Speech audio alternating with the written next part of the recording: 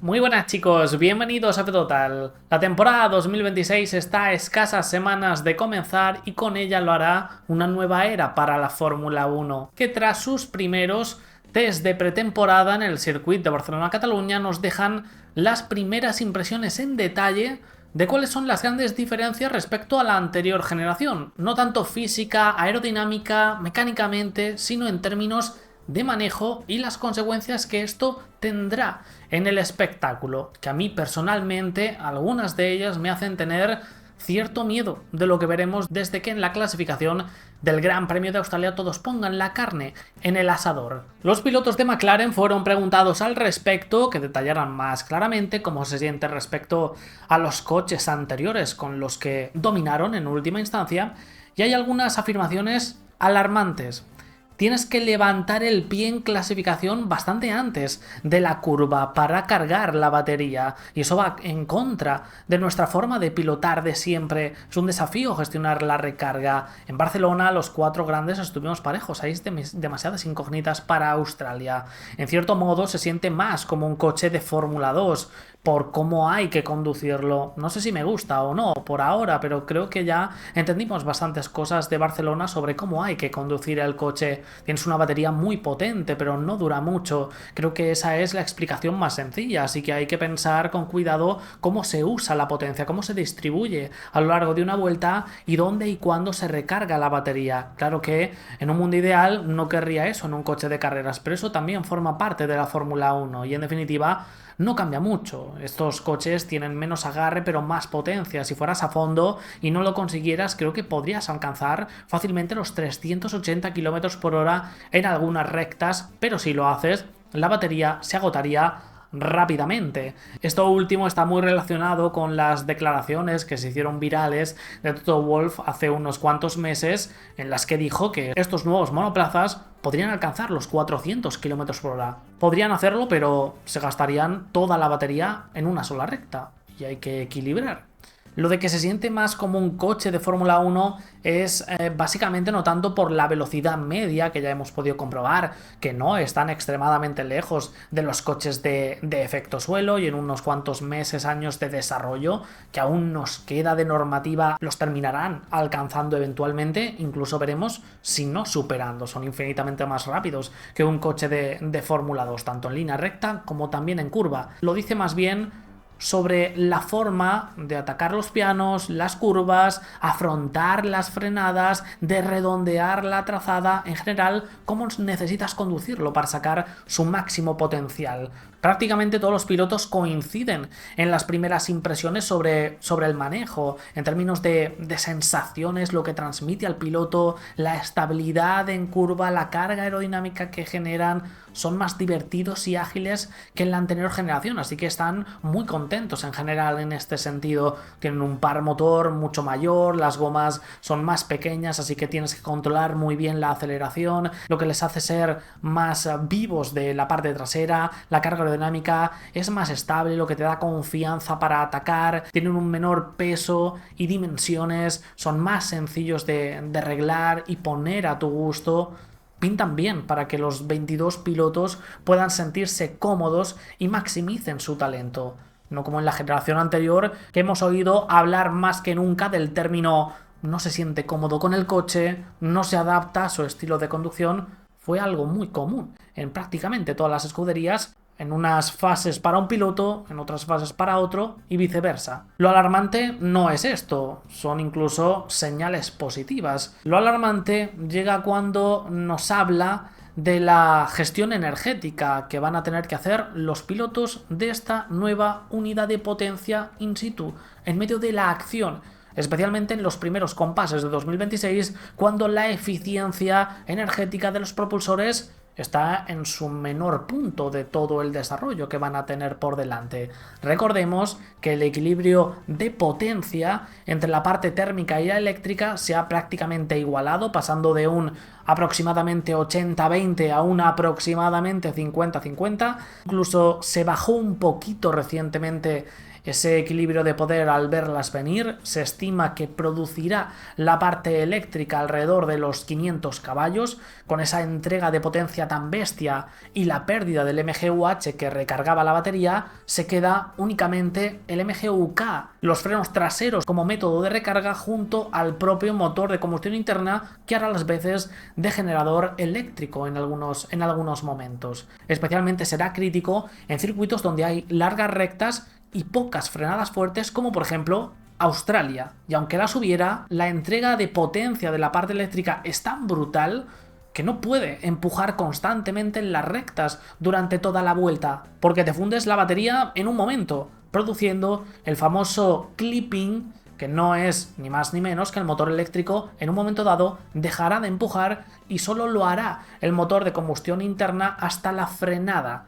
Esto es algo que ya veíamos en 2025, por ello se encendía sobre todo en carrera los LEDs traseros para avisar al piloto que venía por detrás de la pérdida de velocidad a consecuencia de que el motor eléctrico está dejando de empujar, pero claro, antes era un 20-15%, ahora es un 50-45%. Los desbalances de velocidad van a ser grandes. Antes estaba muy controlado esto, pero ahora, sobre todo en estos primeros compases, va a ser un descontrol absoluto. Están aprendiendo ahora mismo sobre la marcha dónde y cuándo hacerlo. Claro, la entrega es tan bestia que la regeneración es insuficiente, lo que lleva a los pilotos a tener que cambiar la forma en la que han conducido siempre, incluso en clasificación.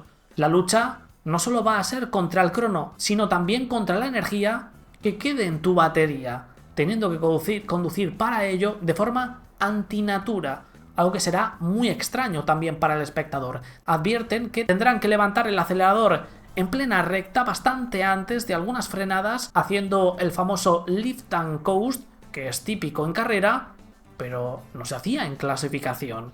Ahora también se hará, lo que viene a ser que te frene la propia aerodinámica y el freno motor del monoplaza para no gastar energía, incluso recargarla anticipadamente. Se habla incluso de que una vez deje de empujar el motor eléctrico tendrán que bajar de marcha en plena recta para mantener lo más alta posible la velocidad máxima, que en algunas curvas se mantendrá el motor de combustión interna empujando para ser utilizado como generador eléctrico, produciendo un gran estruendo.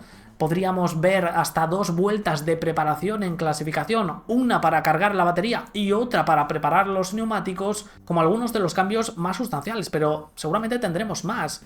En definitivas cuentas, potencialmente nos podemos encontrar con un cambio impactante en la manera en la que conocíamos una lucha contra el crono, donde siempre nos encontrábamos, independientemente de la era, los 22 guerreros yendo al límite, pudiéndose convertir esto de una lucha contra ti mismo a una lucha contra la energía restante y la gestión de la misma. Me parece extremadamente preocupante, es una línea que la Fórmula 1 no debería traspasar, es destrozar el único momento donde los vemos yendo al límite de las capacidades de la máquina y suyas propias. Las soluciones a esto podrían ser, entre comillas, fáciles, pero a algunos fabricantes no les interesa, ya que tienen o creen tener una posición dominante en ciertos apartados. Se propuso en su momento, con el apoyo de Audi, recuperar energía también del tren delantero, no solamente del trasero, pero fue rechazado, y también limitar la entrega de potencia de la parte eléctrica para que sea más bien un 60-40, un 65-35, bajando la dominancia de la parte eléctrica, lo que habría allanado este problema.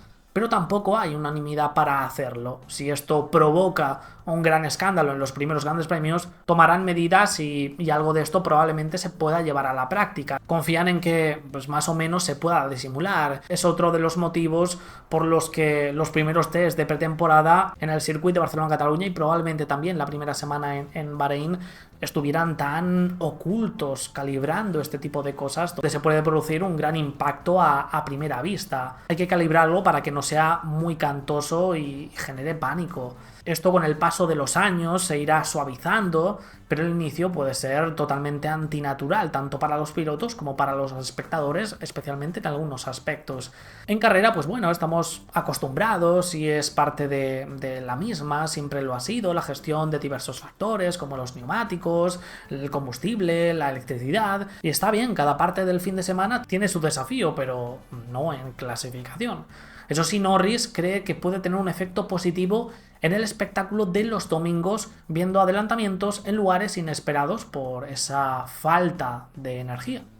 Creo que lo que vamos a ver es en general que se pueden tener carreras casi más caóticas dependiendo de cuándo las personas usen el botón de impulso y en qué momentos. Hay muchas rectas y lugares, incluso en Barcelona, donde no se usa tanto la batería. Por ejemplo, entre las curvas 5 y las 6 y las 7 es un poco recta, pero si usas el turbo ganas bastante potencia y puedes adelantar a alguien en la curva 7, algo que nunca antes habías visto. Lo único es que entonces está limitado en la curva 10, así que sí, podrás forzar más a la gente en diferentes posiciones y de alguna manera creas carreras potencialmente de mejor manera que antes.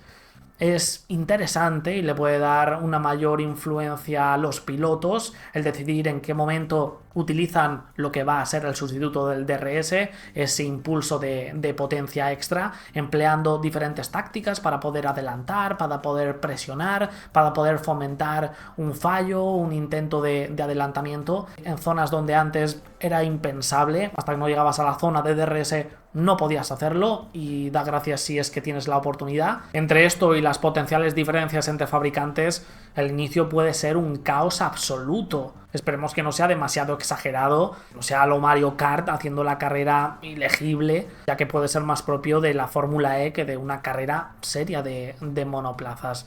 Entretenido, caótico, pero peligroso, extremadamente peligroso. La Fórmula 1 claramente se ha liado la manta a la cabeza siendo extremadamente ambiciosos cuando no había necesidad con estas nuevas unidades de potencia. Ojalá se disimulen estas carencias en primera instancia antes de que la tecnología madure, como sucedió ya en 2014 y los años sucesivos, donde preocupaciones que habían ese año debut ya no eran tales. Si no, tal vez se tengan que tomar medidas sobre la marcha y no sería la primera vez que sucede en la Fórmula 1. Vamos a proseguir hablando precisamente de McLaren, ya que los de papaya pueden tener un inicio de 2026 limitado. El poco tiempo en el túnel de viento y las simulaciones CFD por ir líder constantemente del Mundial de Constructores durante todo 2025 puede pasarles factura. El MCL40 que vimos en Barcelona ya anunciaron que grosso modo será el de Australia, y Autoracer nos detalla que tiene un sobrepeso significativo sin especificar exactamente cuánto. Puede ser alrededor de unos 10 kilos, que serían alrededor de unas 3 décimas por vuelta aproximadamente. Algo que si atendemos a otras filtraciones, otros equipos que pueden ser potencialmente rivales, como Mercedes, Ferrari o Alpine, no se han tenido que enfrentar, estando muy cerca, golpeando el peso mínimo de la FIA, algo que señala un desarrollo eficiente, independientemente del potencial final que tengan sus respectivos paquetes. Desde Australia deberían ir trayendo paquetes, se espera, para corregir este lastre que les está limitando actualmente. Lo seguirá haciendo en los test de Bahrein y en la primera parte de la temporada. Es algo común, no es alarmante, ya pasó en 2022 con muchos equipos, sobre todo los que tenían que hacer concesión en el desarrollo por limitaciones de tiempo presupuestarias, ya que es algo que puedes sacrificar porque con el paso de los meses te lo irás quitando encima, destapando tu verdadero potencial. Lo importante es que tengas una buena base sobre la que desarrollar. El peso no es tan problemático, a no ser que la base sea mala y encima tenga sobrepeso, que ya hemos visto algunos casos en el pasado. Vamos con Williams, que hace unas horas sacó a la pista su nuevo FW48 muy cerquita de casa, en el circuito de Silverstone. Por fin están preparados para competir, y como nos alegramos tras perderse los test de Barcelona, lo que asegura que estarán dentro de una semana en Bahrein. Han compartido algunas imágenes en las que pocos detalles se pueden visualizar, más que la curiosa elección de suspensión delantera tipo pull rod. Es el único equipo junto a Alpine y Cadillac que la han montado en toda la parrilla, además con un diseño bastante agresivo. Interesante, veremos cómo les sale la apuesta a estos tres, que salen de lo común. Quisiera que os fijarais en esa diferencia que estaréis viendo en pantalla, 2022 versus 2026. Han pasado 4 años solamente. El FW44 estaba limpio de patrocinadores. Los pocos que habían llegaban de Latifi. En 2026 está plagado. La Fórmula 1 se encuentra en un momento dulce. Williams estaba en línea ascendente, al menos hasta finales de 2025, haciendo una temporada brutal. Es una histórica que está volviendo a tener muy buena prensa y muchos quieren volver a estar ahí, haciendo una remontada publicitaria a lo McLaren. Me alegro mucho, han sufrido económicamente una barbaridad en esta última década, sobre todo uno de los pocos equipos privados de la parrilla, sin una gran marca detrás que les esté apoyando o un socio. Esto les ayudará a invertir para seguir actualizándose, reforzándose y luchar en la élite, apuntalando un futuro que, a pesar de este tropiezo que ha sufrido inicial en 2026, noticias poco halagüeñas, siguen apuntando alto.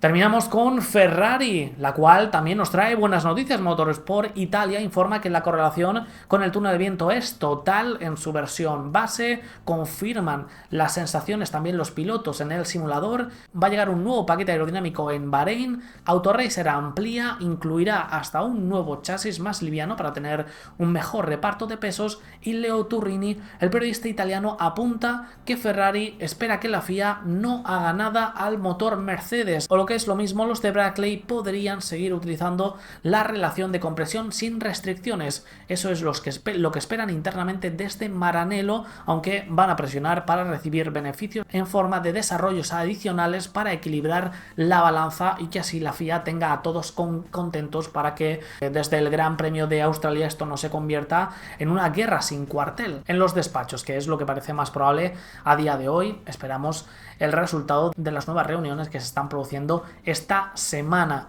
Se ha podido saber que ya estarían preparando el motor de 2027 con cambios sustanciales para aprovecharse también de este truco, dando luz verde para copiarlo, pero claro, no será fácil y sobre todo no será rápido. Dejadme en los comentarios qué opináis, suscribíos, dejad vuestro like y nos vemos en el próximo vídeo, chicos. Hasta luego.